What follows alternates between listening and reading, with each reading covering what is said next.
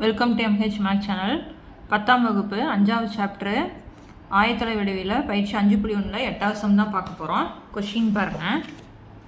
முக்கோணம் ஏபிசியின் பக்கங்கள் AB, PC மற்றும் ஏசி ஆகியவற்றின் நடுப்புள்ளிகள் முறையே P 11,7, Q 13.5,4 மற்றும் R 9.5,4 என்க.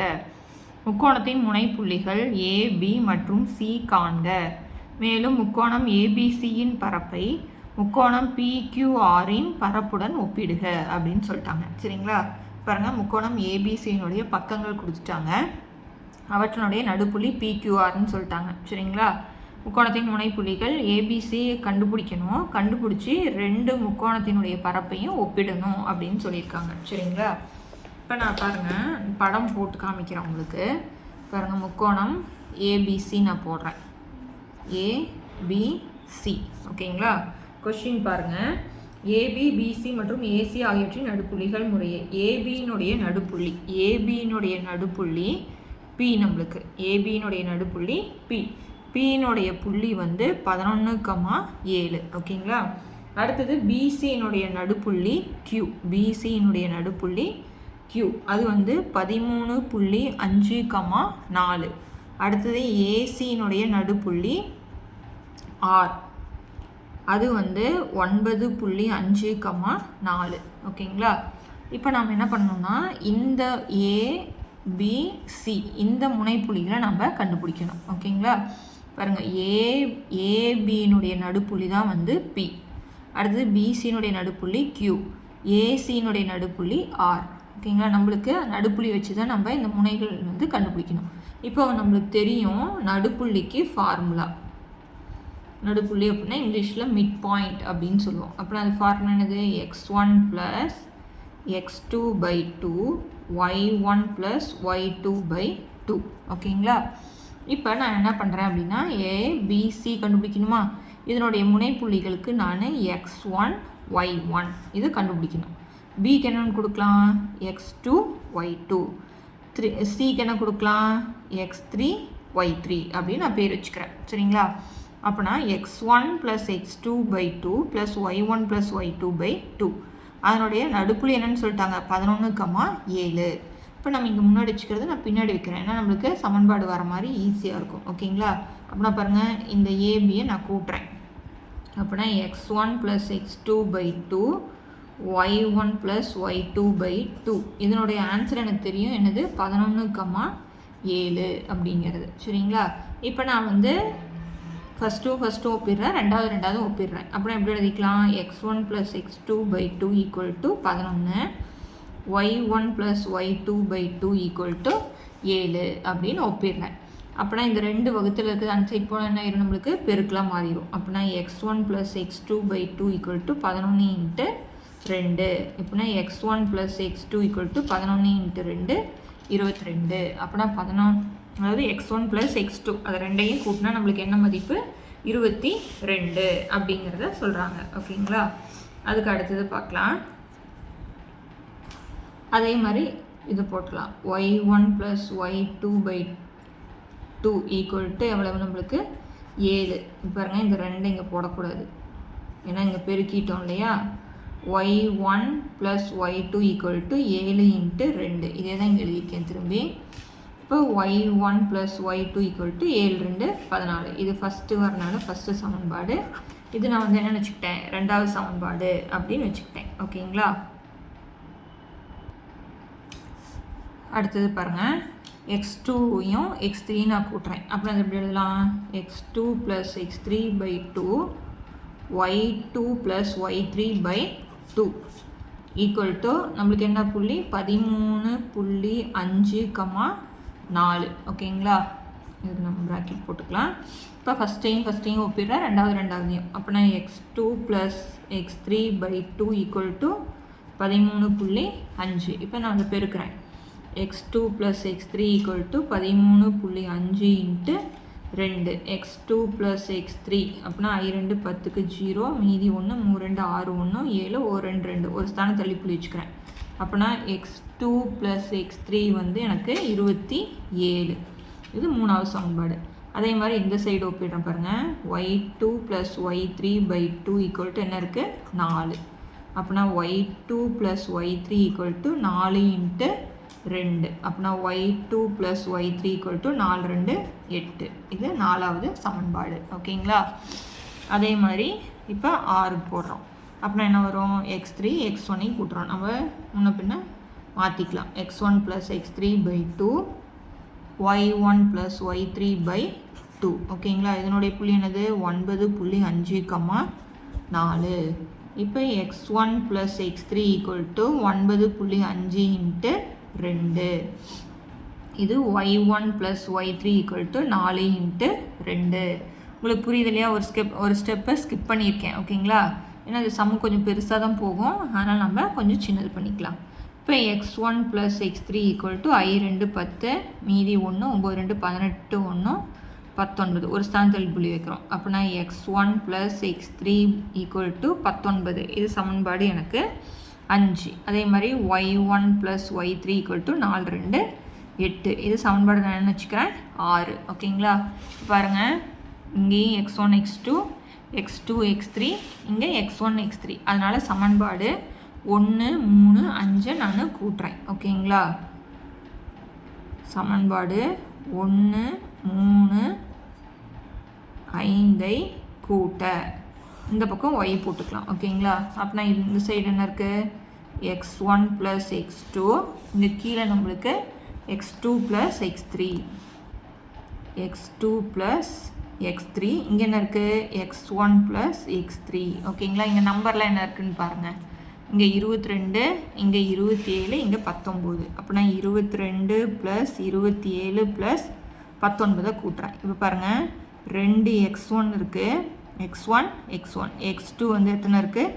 2 x2 இருக்குது, 2 x3 இருக்குது. இப்போ இதை கூட்டுறேன். 7 2 கூட்டினா 9, 9 9 கூட்டினா 18, மீதி 1 2 4 5 6. ஓகேங்களா? அப்படின்னா 68. இப்போ இந்த 2 பொதுவாக எடுத்துட்றேன். அப்புறம் என்ன வரும்? x1 x2 x3 = 68. இங்கே பெருக்கல் இந்த சைடு இருக்கிறது வகுத்தில் மாறிடுமா? அப்படின்னா x1 + x2 + x3 = 68/2. 68 இப்போ 2ஆல் நான் வகுக்கிறேன். அப்படின்னா 3 2 6, 4 2 8. ஓகேங்களா? இங்கே சமன்பாடு 6 முடியறதுனால நான் இதை 7ன்னு வச்சுக்கிறேன். ஓகேங்களா? இதில் நம்ம x1 x2 வேலையோட மதிப்பு பிரதியிட்டு போடணும். அதே மாதிரி yக்கு கண்டுபிடிச்சிடலாமா? அப்படின்னா எதை கூட்டணும்? நம்ம சமன்பாடு 2 4 6 கூட்ட. அப்புறம் நம்மளுக்கு என்ன இருக்குது?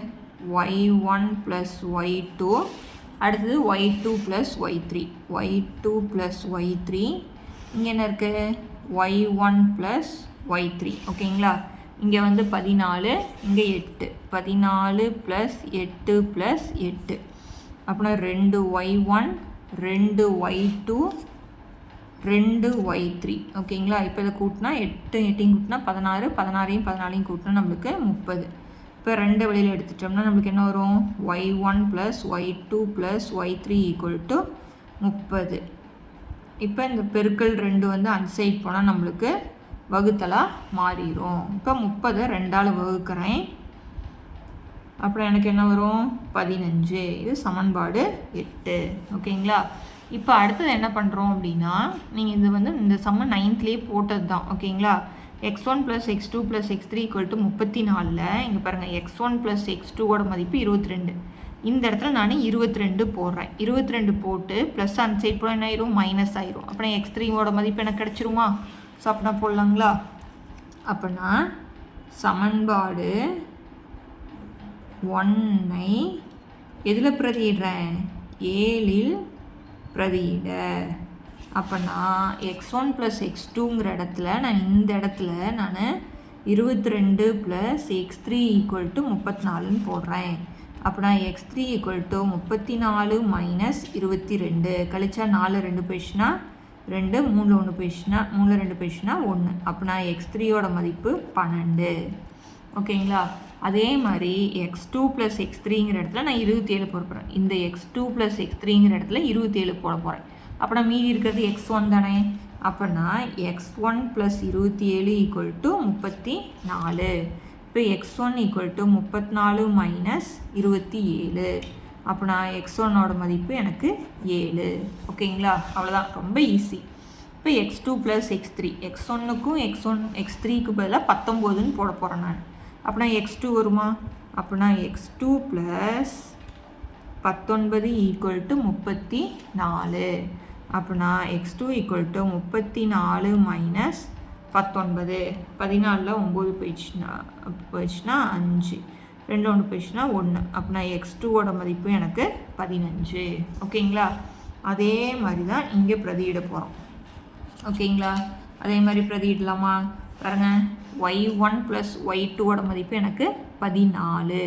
அப்படின்னா y1 ப்ளஸ் y2, அதாவது நான் என்ன எடுத்துக்கிறேன் அப்படின்னா சமன்பாடு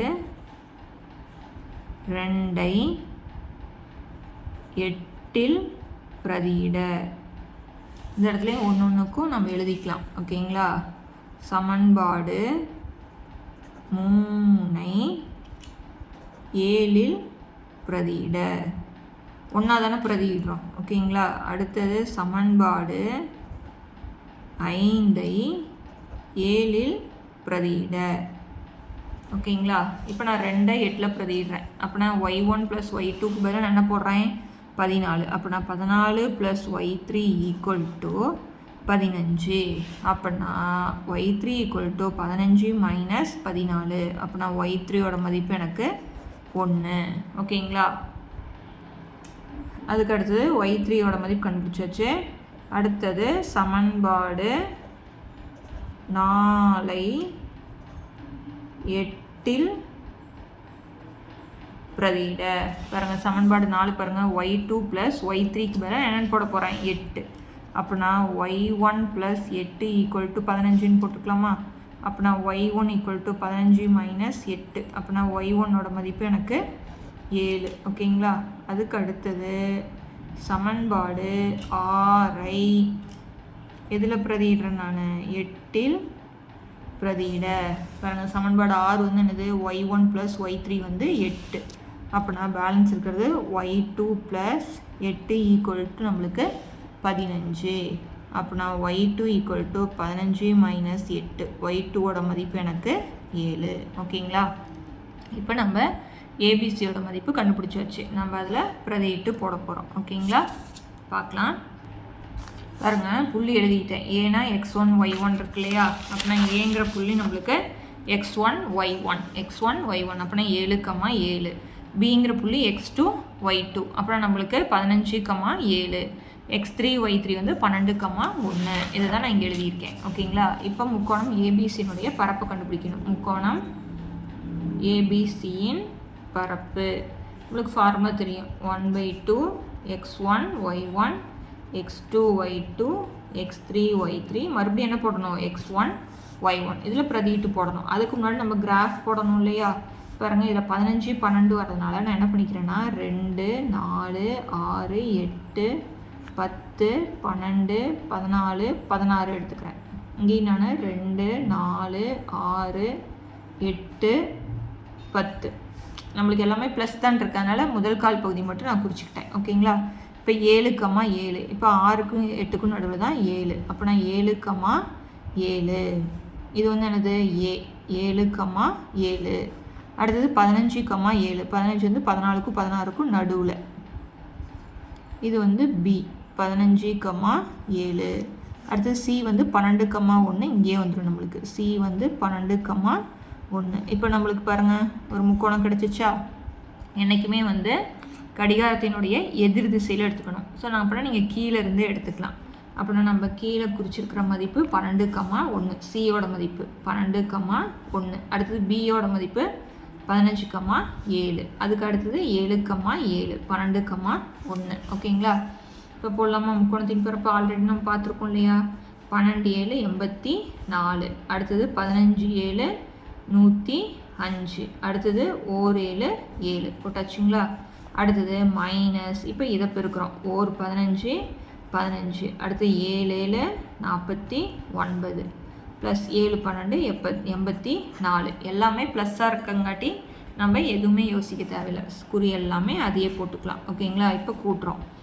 7 5 12, 12 4 16, மீதி 1, 8 1 9, இங்கே 1 105 இருக்கக்கூடிய 1 196. நீங்கள் சைடில் போட்டு கூட்டுருன்னா கூட்டிக்கோங்க. ஓகேங்களா? 5 4 கூட்டினா 9, 9 9 கூட்டினா 18, மீதி 1, 1 1 கூட்டினா 2, 2 4 கூட்டினா 6, 6 8 கூட்டினா 14. ஓகேங்களா? இப்போ 196 148 கழிக்கிறேன். இப்போ 6ல் 8 போகாது, கடை வாங்கினா இங்கே என்ன வந்துடும் 8. 16ல் 8 போச்சுன்னா 8, 8ல் 4 போயிடுச்சுன்னா 4. இப்போ 48 2ஆல் வகுக்கிறேன். 2ஆல் அடித்தோம்னா 2 2 4, 4 2 8. அப்படின்னா 24 சதுர அலகு. இது வந்து என்னது? முக்கோணம் ஏபிசியின் பரப்பு. அடுத்தது முக்கோணம் பிக்யூஆர் இருக்கு இல்லையா? இப்போ நம்ம முக்கோணம் பிக்யூஆர் அந்த பிங்கிற புள்ளி எழுதிக்கலாம். பிங்கிற புள்ளி என்ன கொடுத்துருக்குறாங்க? 11,7. கியூங்கிற புள்ளி 13.5,4. ஆர் வந்து 9.5,4. நான் இந்த இடத்துல கிராஃப் போடுறேன். இதுலேயும் பாருங்கள் ப்ளஸ் தான் இருக்குது. அதனால் 2 4 6 8 10 12 14. 2 4 6 8 10 12. ஓகேங்களா? கிராஃப்க்கெலாம் மார்க் இருக்கா அப்படின்னா கிராஃப்க்கு மார்க் கிடையாது. அது வந்து நம்மளுடைய இந்த ஆர்டர் வைஸ் எழுதணும் இல்லையா? அதுக்காக நம்ம போட்டுக்கிறது. ஓகேங்களா? இப்போ 11,7. 11 பாருங்கள் இங்கே இருக்கா? 11,7.